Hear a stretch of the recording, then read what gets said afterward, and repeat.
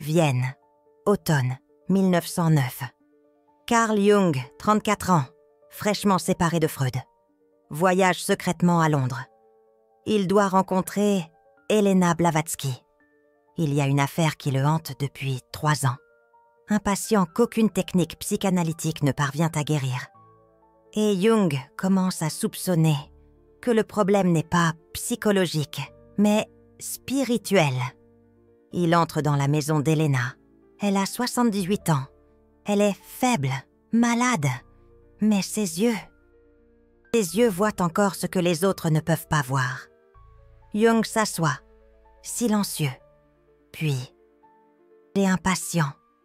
29 ans, dépression profonde depuis l'enfance. Il dit que sa mère ne l'a jamais aimé. Mais ce n'est pas ça, c'est différent. Il dit que sa mère est vide, que quand il regarde dans ses yeux, il n'y a personne. Elena ferme les yeux. Quand elle les rouvre, il y a des larmes. Vous avez trouvé une coquille vide. Jung est paralysé. Comment ? Il y a des gens dans ce monde qui n'ont pas d'âme, Dr Jung. Et quand l'une de ces personnes est votre mère, vous naissez orphelin dans votre propre maison. Vous naissez dans un vide qu'aucune psychanalyse ne pourra guérir.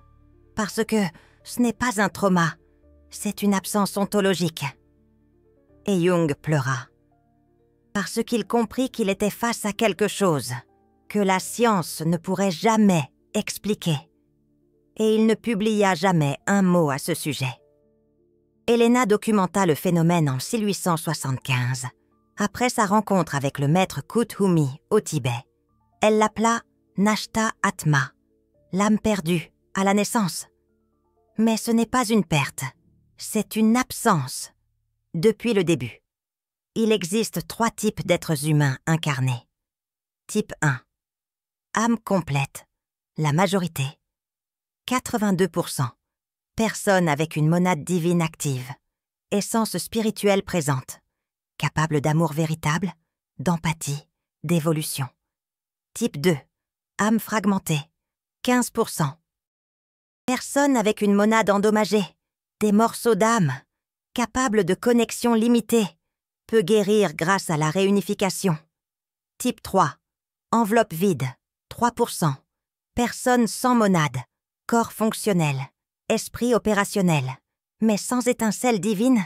Biologiquement humain. Spirituellement vide. Et Elena découvrit quelque chose de dévastateur. Quand une enveloppe vide est votre mère, vous développez ce qu'elle appela le syndrome du vide originel. Jung décrivit le patient à Elena avec une précision chirurgicale. Il m'a dit, quand j'étais enfant, je me réveillais la nuit et j'allais dans la chambre de ma mère. Elle était éveillée.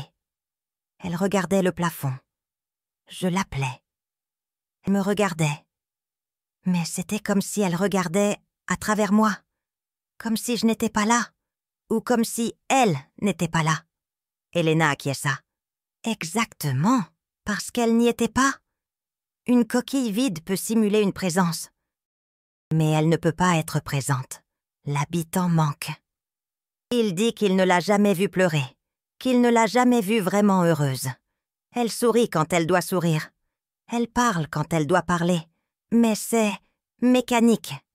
Parce que c'est mécanique, dit Elena. Une enveloppe vide apprend le comportement social. Elle imite l'émotion. Elle reproduit des schémas. Mais elle ne ressent pas. C'est un automate biologique, parfait. Jung sortit un carnet de sa poche. Il a fait une liste. Il l'a appelée « Les 9 signes que ma mère n'est pas réelle ». Puis-je lire ? Elena fit un signe de tête. Jung lut. Signe 1. Yeux vides. Quand elle me regarde, c'est comme regarder une poupée. Les yeux bougent, mais il n'y a personne derrière. Elena expliqua. Une âme se manifeste à travers les yeux. C'est la fenêtre littérale quand il n'y a pas d'âme. Les yeux deviennent des lentilles, sans appareil photo. Ils fonctionnent, mais ils ne capturent rien. Signe 2. Amour conditionnel parfait. Elle-même. Si je fais ce qui doit être fait, si je me comporte bien, si je suis performant. Mais ce n'est pas de l'amour. C'est une approbation transactionnelle. Elena, les enveloppes vides n'aiment pas. Elles simulent l'amour. Quand le comportement de l'autre répond à des paramètres programmés. C'est un amour algorithmique. Cause et effet, sans grâce. Signe 3. Absence d'empathie réelle. Quand je pleurais quand j'étais enfant, elle faisait ce qu'une mère doit faire. Elle me prenait dans ses bras. Elle disait que ça allait passer. Mais je sentais qu'elle était juste, en train d'exécuter un protocole, comme une infirmière, pas comme une mère. Elena. L'empathie exige une âme. Une coquille vide peut identifier la souffrance. Elle peut répondre de manière appropriée, mais elle ne raisonne pas. C'est une réponse conditionnée, pas de la compassion. Signe 4. Perfection sans chaleur. Elle est une mère parfaite. Maison propre, nourriture prête, vêtements lavés. Tout fonctionne. Mais c'est comme être élevé par une institution, pas par une personne. Elena. Les enveloppes vides sont fonctionnelles, souvent plus efficaces que les âmes complètes. Parce qu'il n'y a pas de distraction émotionnelle. C'est de l'exécution pure. Mais il manque l'ingrédient qui transforme la fonction en amour. Signe 5. Incapacité de profondeur. Je n'ai jamais eu de conversation profonde avec elle. Elle parle du temps, de la nourriture, des tâches. Mais si je demande « Maman ?» As-tu déjà senti que la vie n'avait pas de sens? Elle change de sujet. Elena. Les enveloppes vides vivent à la surface. Les questions existentielles ne trouvent pas d'écho interne parce qu'elles exigent une âme qui se questionne elle-même. Signe 6. Réaction programmée. Elle a une réaction pour tout. Quelqu'un meurt. C'est triste. Quelqu'un se marie. C'est beau. Mais c'est toujours la même intensité, comme une actrice qui répète des répliques. Elena. Apprenez les schémas. Les enveloppes vides apprennent vite. Mais elles n'improvisent pas émotionnellement, parce que l'émotion véritable est spontanée. Elle vient de l'âme. Signe 7. Absence de croissance. Elle a 54 ans, et elle est exactement la même que quand j'en avais 5. Mêmes intérêts. Même réponse, même personne, comme si elle n'évoluait pas. Elena, l'évolution est le voyage de l'âme. Une coquille vide n'évolue pas, elle maintient. C'est une stabilité parfaite, mais statique. Signe 8. Solitude même près d'elle. Je peux être dans la même pièce qu'elle pendant des heures et me sentir absolument seule. Plus seule que si j'étais vraiment seule. Elena, parce que vous êtes seule, la présence physique sans présence spirituelle génère un vide plus grand que l'absence physique. C'est le paradoxe de l'enveloppe vide. Signe 9. Elle n'a jamais questionné sa propre existence. Je lui ai demandé une fois, « Maman, tu t'es déjà demandé pourquoi tu existes ?» Elle m'a regardée, confuse. Elle a dit, « Quelle question étrange !» Et elle a recommencé à faire la vaisselle. Elena, la question fondamentale de l'âme. Pourquoi j'existe? Une coquille vide ne pose pas cette question, parce que la question vient de l'intérieur, et à l'intérieur, c'est vide. Jung ferma le carnet. Il a raison? Elle n'a vraiment pas d'âme? Elena respira profondément. Oui, et vous ne pourrez jamais l'aider, tant qu'il n'acceptera pas cela. Mais comment quelqu'un accepte-t-il que sa mère n'a pas d'âme? De la même manière qu'il accepte qu'il est né aveugle, sourd ou sans jambes? C'est une condition de naissance. Ce n'est pas sa faute. Ce n'est pas sa faute à elle. C'est la configuration de cette incarnation. Jung resta silencieux pendant longtemps. Puis... Et que dois-je faire avec lui? Elena ouvrit un vieux carnet. J'ai développé un protocole pour les enfants d'enveloppe vide. Il y a 7 étapes. cela ne guérit pas la mère. Parce qu'elle n'est pas cassée, elle est vide, mais cela guérit l'enfant. Étape 1. Reconnaissance sans jugement. 30 jours. Répétez quotidiennement. Ma mère n'a pas d'âme. Ce n'est pas de la méchanceté. Ce n'est pas un choix. C'est une absence. J'accepte ce qui est. Jung nota tout. Elena continua. La première erreur est de juger l'enveloppe vide, de penser qu'elle choisit de ne pas aimer. Elle ne choisit pas. Elle ne peut simplement pas. C'est comme blâmer un aveugle de ne pas voir. Étape 2. Deuil pour la mère que vous n'avez jamais eue. 60 jours. Vous devez pleurer la mère qui n'a jamais existé. Parce que tu as passé ta vie à attendre qu'elle se réveille. Qu'un jour, elle te voit. Vraiment. Mais elle ne le fera jamais. Et tu dois enterrer cet espoir. Jung. Comment fait-on le deuil de quelqu'un de vivant? Elena. Rituel symbolique. Écris une lettre à la mère que tu aurais aimé avoir. Ensuite, brûle-la. Répands les cendres. Cela symbolise « Elle n'a jamais existé. J'accepte ». Étape 3. Chercher une mère spirituelle. Permanent. L'âme a besoin d'une mère. Si la biologique est une coquille vide, cherche une mère spirituelle.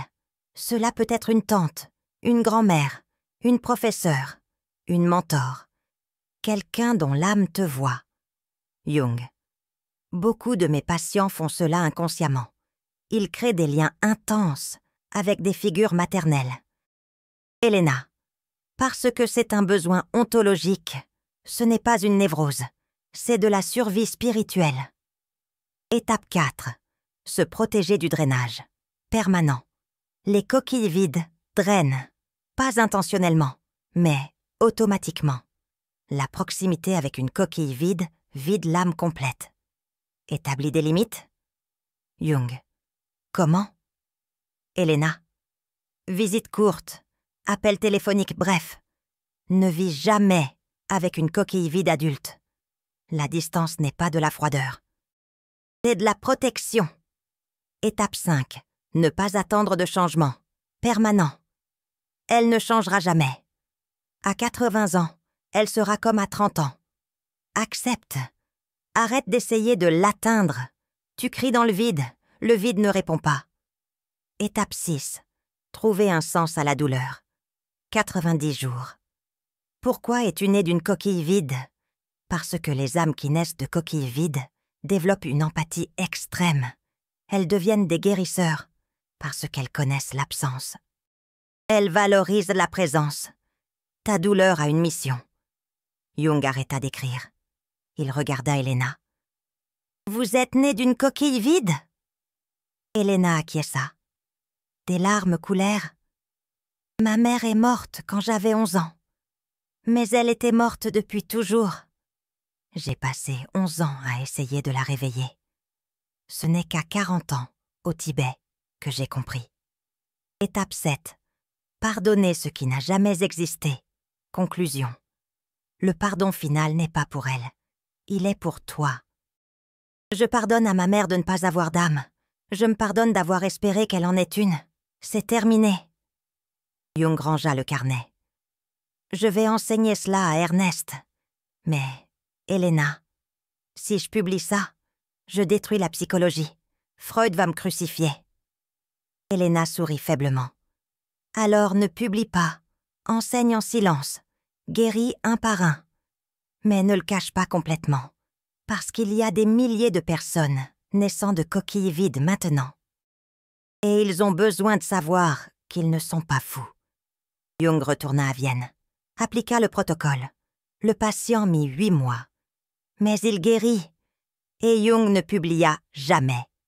Mais il enseigna, en secret, à des patients spécifiques, ceux avec un regard orphelin. Il appelait cela dans ses journaux personnels le syndrome Blavatsky. Et il écrivit en 1912 « J'ai connu la vérité que la science ne peut pas accepter. Il y a des gens sans âme. Et quand l'un d'eux est ta mère, tu n'es exilé de chez toi. Les 5 signes que tu es un enfant de coquille. Vide. 1. Tu as toujours senti que ta mère était étrange, mais tu ne peux pas expliquer pourquoi. 2. Tu cherches la validation maternelle chez d'autres femmes compulsivement. 3. Tu as une empathie extrême, parce que tu as grandi en sentant l'absence d'empathie. 4. Tu te demandes constamment si tu es aimable, parce que tu n'as jamais été aimé vraiment. 5. Tu ressens une solitude profonde, même entouré de personnes. Tu as appris ça à la maison. Si tu as reconnu ta mère dans les 5 signes, si les larmes sont venues, si quelque chose en toi a dit « Enfin, quelqu'un comprend ». Commence le protocole aujourd'hui. Ce n'est pas sa faute. Ce n'est pas ta faute. C'est la configuration de cette incarnation. Et tu peux guérir. Si cette révélation a brisé quelque chose en toi, YouTube a un cœur en or appelé « Super Thanks ». Elena enseigna. Quand un enfant de coquille vide honore la connaissance qui le libère, il brise la chaîne des générations. Parce que beaucoup d'enfants de coquilles vides deviennent des coquilles vides aussi. Mais la connaissance interrompt le cycle. Ce n'est pas un paiement. C'est une rupture de malédiction ancestrale. Tu n'as pas choisi de naître d'une coquille vide, mais tu peux choisir de guérir. Et quand tu guériras, tu comprendras, tu es né d'elle, non pas par punition, mais par mission. Les âmes fortes naissent de vide, pour apprendre à créer la présence là où il n'y avait qu'absence. Jung comprit. Elena vécut. Et tu viens de découvrir. Écris dans les commentaires seulement. J'ai vu le vide. D'autres enfants de coquilles vides reconnaîtront. Et ils sauront qu'ils ne sont pas seuls.